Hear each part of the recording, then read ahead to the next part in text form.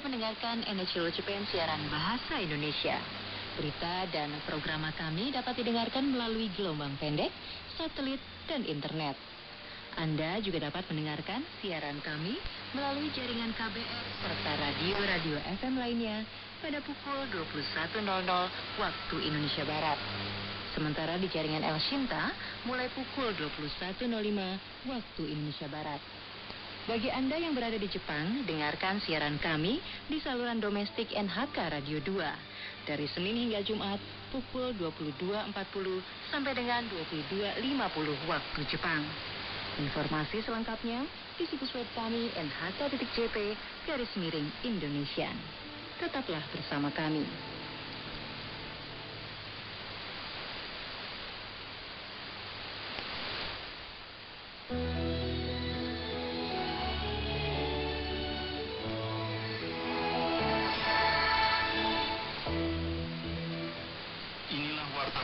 NHK World Japan, Jumat 12 Februari 2021 bersama saya Husni Tamrin. Ketua Komite Penyelenggara Olimpiade Tokyo, Mori Yoshiro, menyampaikan pengunduran dirinya setelah membuat komentar yang bersifat seksisme.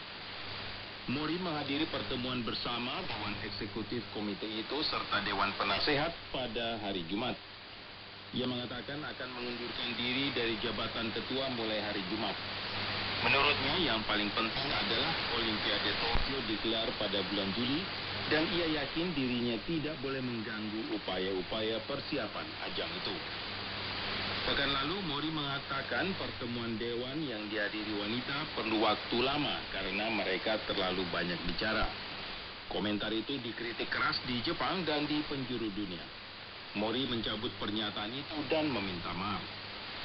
Mantan Ketua Liga Sepak Bola Profesional Jepang, Kawabuchi Saburo, diberitakan diminta Mori dan pihak-pihak lain agar menjadi ketua baru komite itu.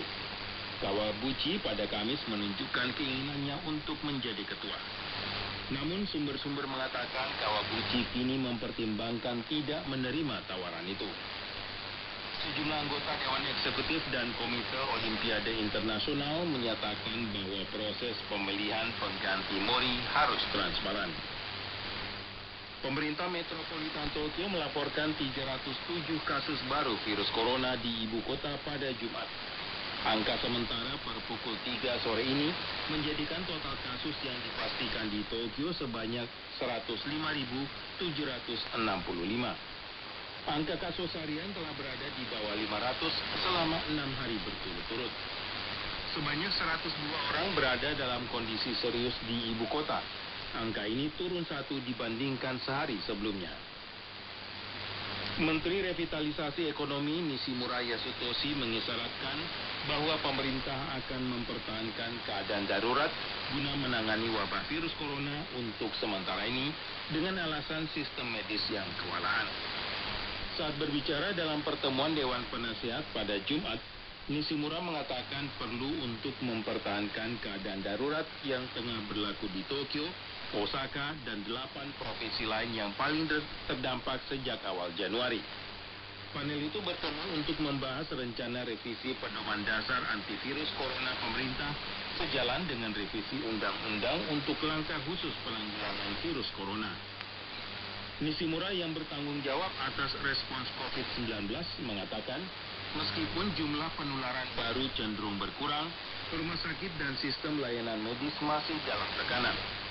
Ia memperingatkan akan penularan klaster yang terjadi khususnya di fasilitas perawatan lansia, dan jumlah penularan tidak berkurang di golongan lansia. Nishimura berjanji untuk terus memantau dengan saksama situasi dengan berbagi data dengan otoritas provinsi seperti status penularan, ketersediaan ranjang rumah sakit, dan pergerakan masyarakat. Setelah pertemuan itu, Ketua Panel Omi Shigeru mengatakan pencabutan keadaan darurat harus dipertimbangkan secara komprehensif mengingat situasi penularan. Ia juga mengatakan pembahasan berpusat pada munculnya virus yang bermutasi. Omi menekankan perlunya mengambil respons yang kuat dalam penyelidikan epidemiologi. Jepang telah menerima pengiriman pertama vaksin virus corona yang dikembangkan oleh perusahaan farmasi Amerika Serikat, Pfizer. Vaksin ini tiba di Bandara Narita dekat Tokyo pada Jumat dengan pesawat dari Belgia. Sebuah panel Kementerian Kesehatan mengadakan pertemuan pada hari yang sama mengenai efikasi dan keamanan vaksin dan telah memberikan izin. Menteri Kesehatan Tamura Norihisa diperkirakan akan secara resmi mengesahkan vaksin itu sebagai vaksin pertama terhadap virus corona di Jepang secepatnya pada Minggu. Pemerintah berencana memberikan vaksinasi perdana terhadap tenaga kesehatan pertengahan pekan depan. Vaksinasi bagi lansia kemungkinan akan dimulai pada April, disusul bagi warga dengan masalah kesehatan dan pekerja di fasilitas layanan lansia. Pfizer akan memasok Jepang dosis yang cukup untuk 72 juta orang dalam kontrak dengan pemerintah Jepang.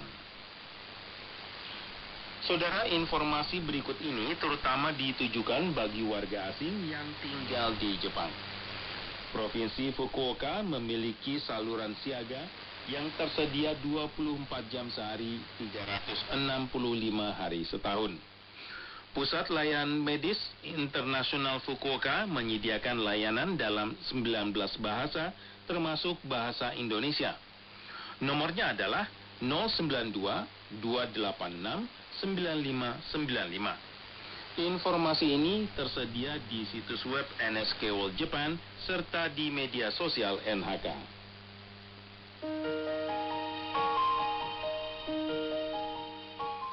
Anda dapat melakukan tindakan pencegahan infeksi virus corona. Berikut merupakan sejumlah hal yang dapat meningkatkan risiko infeksi. Pertama, pesta yang menyajikan minuman beralkohol, memberikan gelas atau berbagi sumpit. Makan bersama banyak orang atau dalam waktu yang lama akan membuat percikan ludah lebih gampang menyebar karena orang-orang cenderung berbicara dengan suara keras. Dalam percakapan jarak dekat dengan orang yang tidak menggunakan masker juga akan meningkatkan risiko penyebaran percikan ludah. Anda harus berhati-hati di bus dan mobil. Tinggal bersama di ruangan yang kecil membuat orang berbagi tempat dalam waktu yang lama. Risiko infeksi juga lebih tinggi ketika beristirahat dari pekerjaan. Ada laporan orang terinfeksi di ruang tunggu atau ruang ganti karyawan.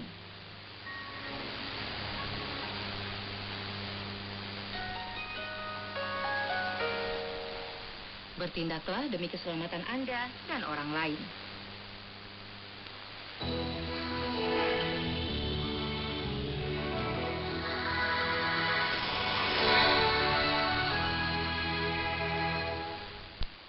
Saudara, NHK menjawab berbagai pertanyaan dari para pendengar mengenai virus corona baru.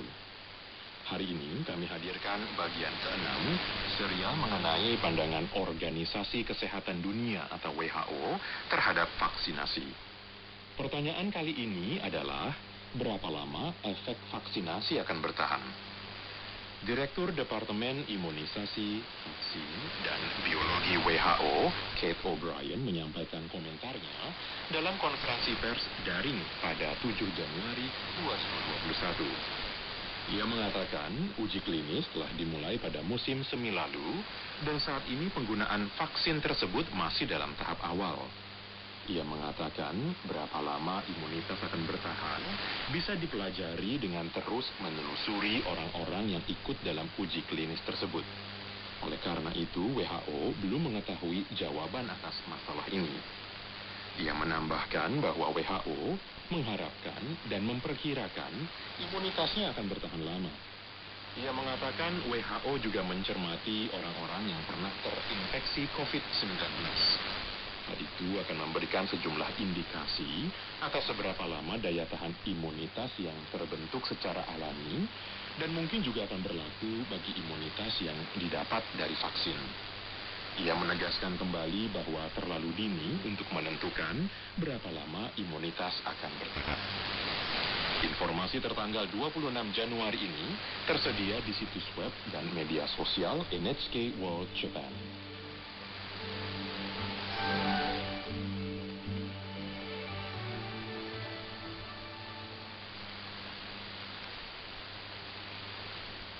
Anda tengah mendengarkan Warta Berita NSK World Japan.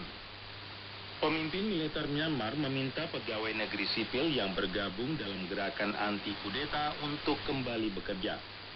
Jenderal senior Min Aung Hlaing menyampaikan pidato di televisi pada Kamis setelah banyak petugas polisi dan pegawai pemerintah menolak bekerja. Min Aung Hlaing mengatakan sejumlah pegawai sipil tidak melaksanakan tugas akibat hasutan dari masyarakat yang jahat.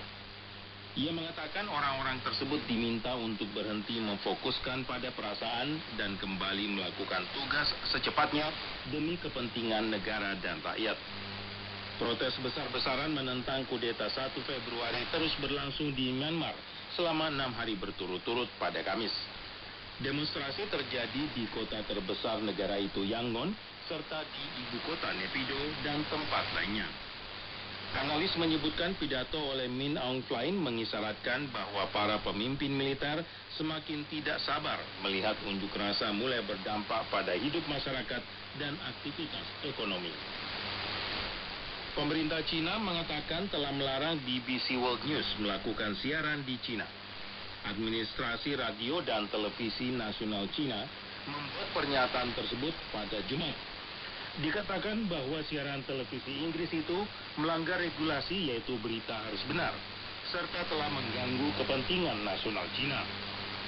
Menteri Luar Negeri Inggris Dominic Raab mengecam keputusan tersebut sebagai pembatasan terhadap kebebasan media yang tidak dapat diterima.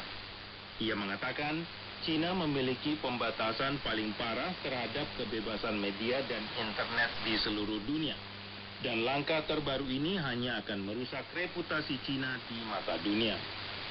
Keputusan Cina ini muncul setelah serangkaian gerakan di Inggris sebelumnya bulan ini.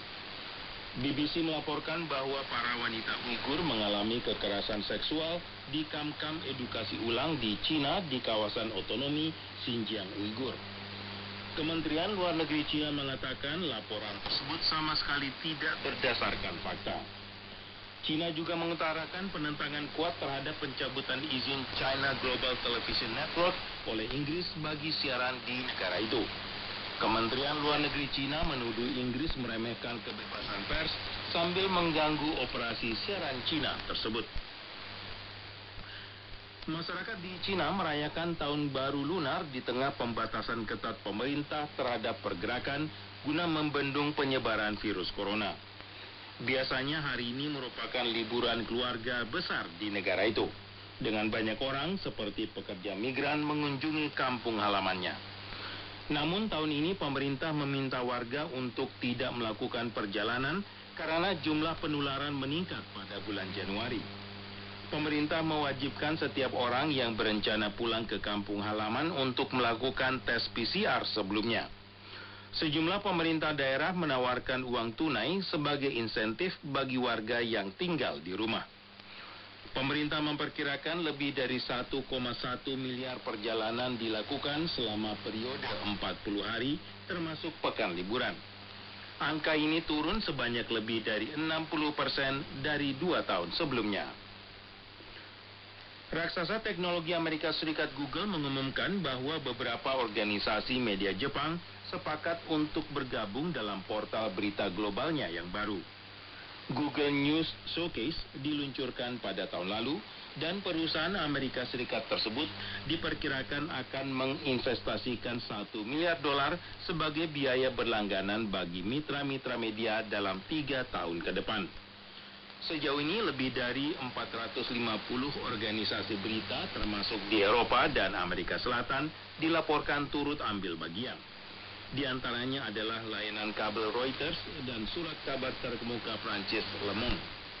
Google belum mengumumkan nama-nama organisasi Jepang yang menandatangani kemitraan atau kapan layanan itu akan dimulai. Semakin banyak gerakan untuk memaksa raksasa teknologi informasi seperti Google dan Facebook untuk membayar berita-berita yang muncul di laman atau hasil pencariannya. Dan saudara, sekian Warta Berita.